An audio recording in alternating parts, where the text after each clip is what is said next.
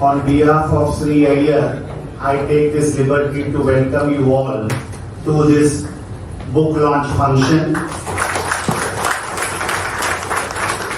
As you know, Paper in, Money Out is being published or released. The book has been released formally by Dr. Swami here, and I am thankful to Dr. Swami for releasing our book here. But before that, we have one small ceremony. Akshay Chandra, the cartoonist who does beautiful cartoons for P Gurus, is here, and he is going to present something to the people on the dais. Please come forward. Thank you, Dr. Swami.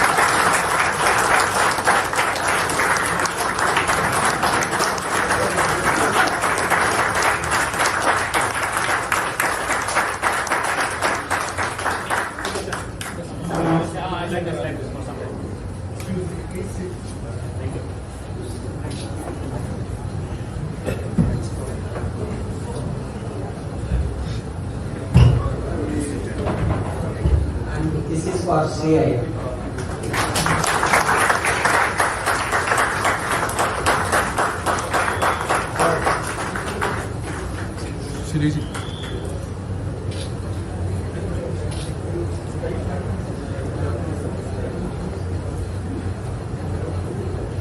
This is for Jagdish Shetty.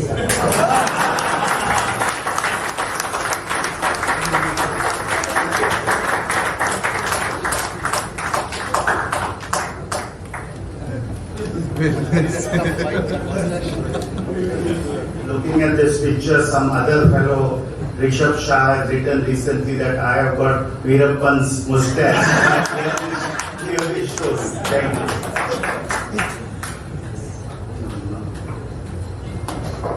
Thank you, Akshay, very much. Now I would request Sree Iyer to give all the books to Dr. Swami, and then he will give it to our guest. We have T.R. Ramesh, Temple Worshippers Association, who is fighting all the litigation and helping Dr. Swami in releasing the government temple from government control. We have M.R. Venkatesh, accountant, a BCA lawyer and a PI activist. We have Ajay Jaga, advocate from Chandigarh. As you know, Dr. Swami and Sree Iyer, the author, and P.G. Mohandas from Kerala, all are here. I request Dr. Swami to release the first book and give other copies to our dignitaries on the dais. We have Vipul Shah, VHS President from Karnataka.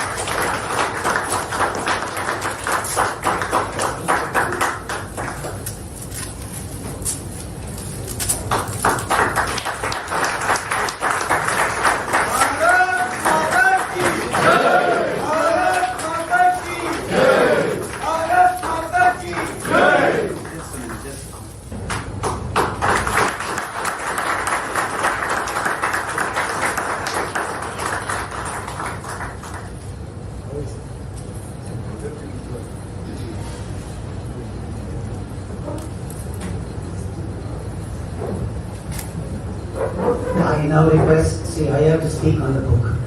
Sree Iyer ji, the floor is yours. Thank you, Neeruji, and thank you, Jagdish ji. Thank you, Dr. Swami, for releasing the book. There's one other thing that I need to mention about Akshay Chandra, my good friend and the cartoonist. He designed the front page of this book also. 2015 or 16, you all, I'm sure, remember one cartoon. You know, Rahul Gandhi makes a statement, I'm going to learn about Vedas and Upanishads, and he made a beautiful cartoon out of that. So he's telling his mom, I'm going to go to the library and learn about Upanishads and Vedas. So he's got this usual white shirt and jeans. He goes in there, comes out a short while later, he's wearing the khaki trousers of RSS and says, Mandir wahi banega wahan. With you know, this also. So that was his idea. Akshay is a very, very, in my opinion, he's got the talent to become the next R.K. Lakshman. Unfortunately, there's Times of India, every day one cartoon so that he can show his genius. Amazingly talented personality. Thank you, Akshay. I did not expect this gift. Thank you so much. Now, let's talk about the book.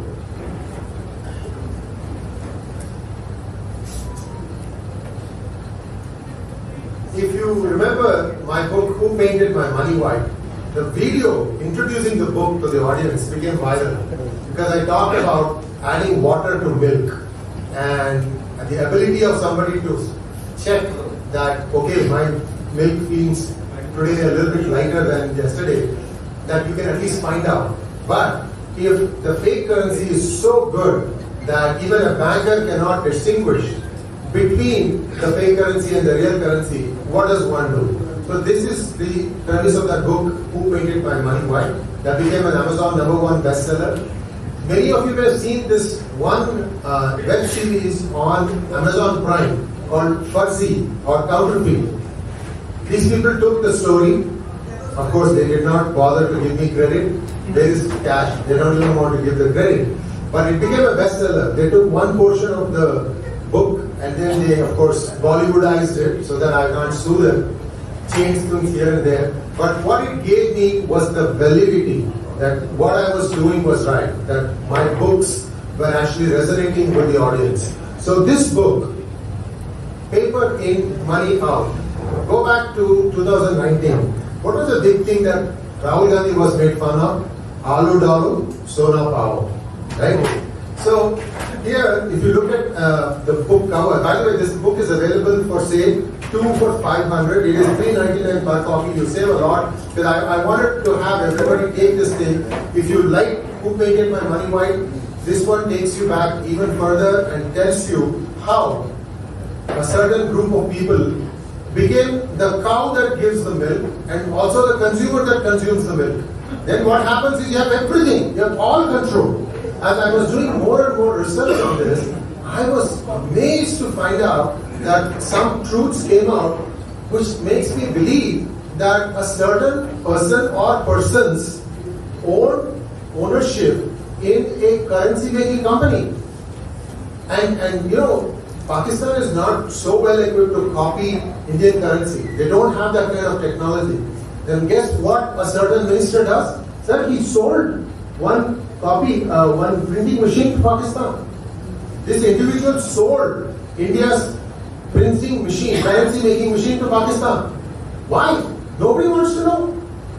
This happened when the UK was in power. Just took it out and said, okay, you take it. So, I mean, this is the level to which some people have stooped to make sure that they can play with India's currency. The currency is something that average Indian never believes that can be counterfeited because they have the absolute trust that India's currency system is legal, RBI takes good care of it, and that nothing can ever be touched. Unfortunately, some time ago, about 5-6 years ago, I think, RBI found out they had duplicate notes of the same denomination, duplicate serial numbers. I always make fun on P-Gurus about how China prints 4 copies of every yuan that they print, 4 copies. I actually have proof of that. I've shown it on many of my programs. The same thing happened in India also. And the better part was the counterfeit, that is the duplicate serial numbers, were found in a very big bank of India along the borders of Nepal. And then when the bank manager was asked, where did you get all this fake currency from? He said, I got it from RBI. RBI itself was having fake and real currency and they were supplying it out to the banks. This is the amount of corruption that took place. And this book covers a lot of those things. And also, have you all wondered how it is that didn't matter who was in power as a coalition, one individual always was a finance minister? What is the thing that this guy had? What was the jadoo? What exactly? That is the Chidambara Rahasya. That is the Chidambara Rahasya, yes. What is it that he had that made, it didn't matter who was the prime minister, this man was the finance minister. So, if you read this book, you'll understand when the politicians started going after the banks in a very scientific way. You had to do this thing very scientifically so that on, not too close a scrutiny, but on top, if you just do it on the surface, you will not find anything wrong. The first big bank scam happened in 1992 or thereabouts, 1700 crores. And guess who stood up for you and I? Anyone wants to guess? And said that this person is a liar, he's a fraud, he's a cheat? Dr. Swami.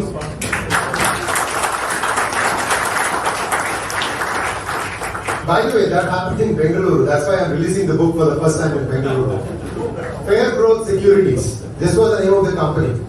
And the securities they were able to sell, there was no property with that name. And some big public sector bank was following it all up. Well, it was not the bank that was following it up. These were just worthless pieces of paper. In the middle, somebody made a lot of money. So you will know all about where this scams began. Because 1992, then 1997, another big one, and just about everything after that. In the meantime, this financial genius, evil genius I call him, he found a way to make this thing even bigger. So, if you want to understand where India went wrong with its currency and how there are, all of us buy jewelry, right? All of us buy jewelry. There are some traditional jewelry houses and there are these new upstarts. Anybody who is serious about jewelry will say, my parents have been buying from this jeweler, I trust them, and then from a grandmother, grandfather, and so on and so forth. So this traditional group of jewelers, they're all finding it difficult now to exist and survive because fake currency has found its way into some. And these companies, you will find them in every street in every city in India today. Bright, big buildings, they've all suddenly become multi-millionaire jewelry merchants. How did this happen?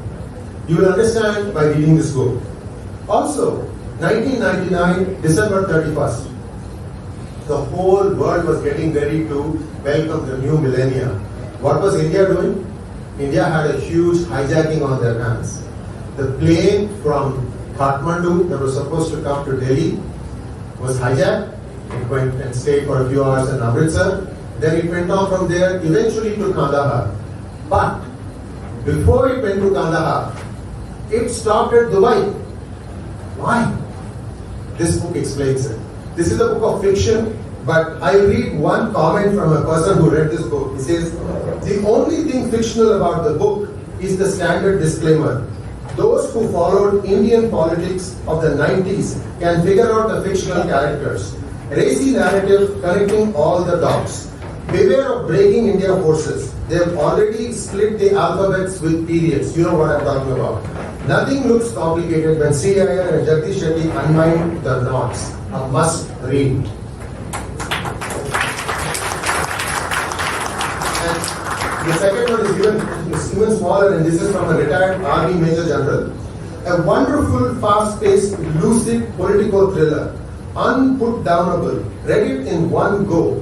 Hits home, hits hard. Brilliantly written in simple prose with all acts segueing so fluidly. My compliments. Thank you so much, guys. I hope that I don't have to take any books back. I hope that I decided all of you here. I haven't got a lot of books, but you may want to jump on the 2 for 1 opportunity or 2 for 500 opportunity. Jagdish ji.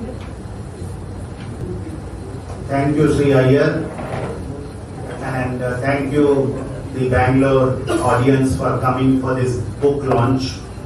And as Sree Iyer mentioned some details of the book, I am here just to say that sometimes government come and government go, but crooked politicians and crooked people survive numerous governments.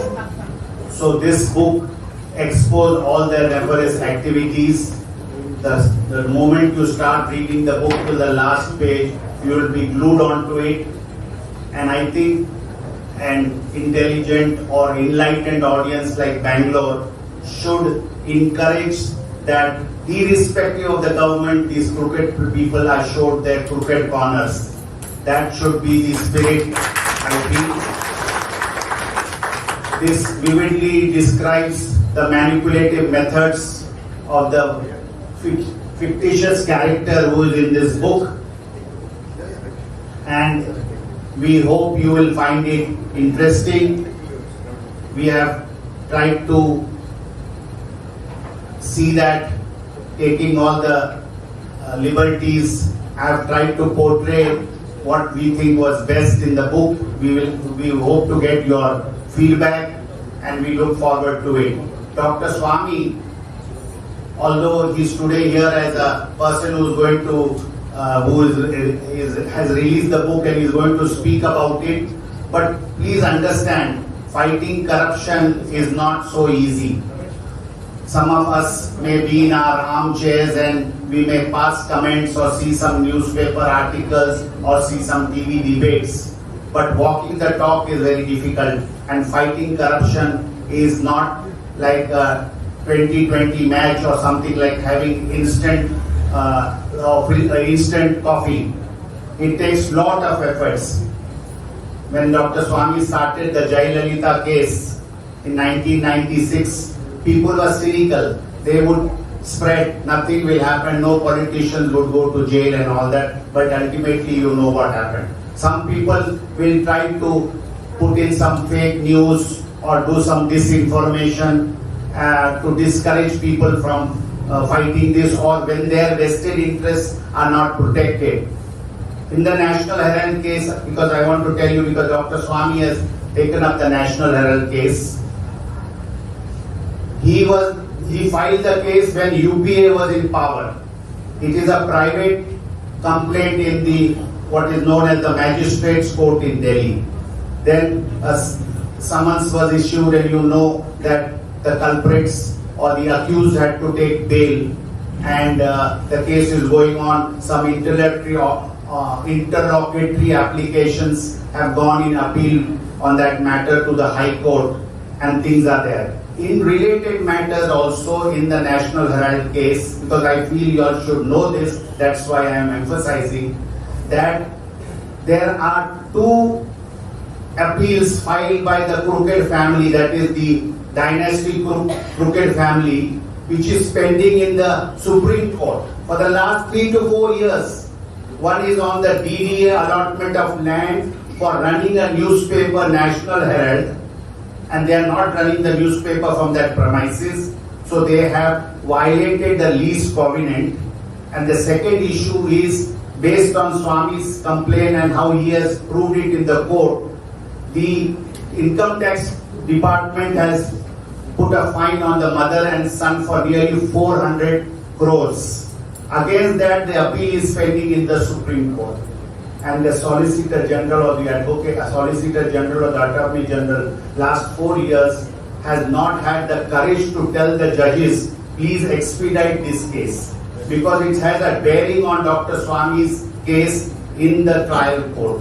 So these are some things which you need to know, the way things are going on. But nevertheless, Sree Iyer and P. Gurus have been in the forefront of exposing many of the scams. Many of these, he spoke about the notes. I don't know how many of you know that the demonetization, how much notes the government got back. Dr. Swami raised a question in Parliament. You know why is the demonetization done? It is basically done. Suppose there are 100 crores notes in the market. Suppose 70 crores came back, then you have eliminated 30 crores of black money. Official reply given to Dr. Swami in Parliament says something like 99.64% notes. I may be making a mistake on that after the digit, that is 99%. They have said it's some 64 or 61% notes have come back. But we understand that not that. I am told 130% has come back. And that's why the Reserve Bank is not officially announcing the figures. You understand what 130 could mean. Either there is counterfeit note which is looking like our real notes that has come back. That's why there is no big claim for the achievement on that part of demonetization. Everybody has forgotten. But we, like enlightened citizens, should not give up our fight against these corrupt crooks and fight it. I am thankful for the audience, and I am thankful to Nikun Shah, Virat Hindustan Sangam, Karnataka, for having arranged this function for the benefit of our friends in Bangalore and for the media, and I thank everybody for coming for this function. The book is available today at a special discount price at 500 rupees for 2 copies. Do take the advantage of the book which is sold here. Then it is sold on Amazon, on many of our Sree Iyer's app. Also, if you go, you will find the book, and there are various other methods. We will be tweeting about it. You can online also order it and tell your friends. But today it is available here. We are incidentally, Dr. Swami and we other members of the Virat Hindustan Sangam happen to be in Bangalore, and we had an internal 2 days workshop on social media, and that has ended, and today we have in this afternoon this book release function. I thank VHS Karnataka and all of you for having attended this function. Thank you. Dhanyawad.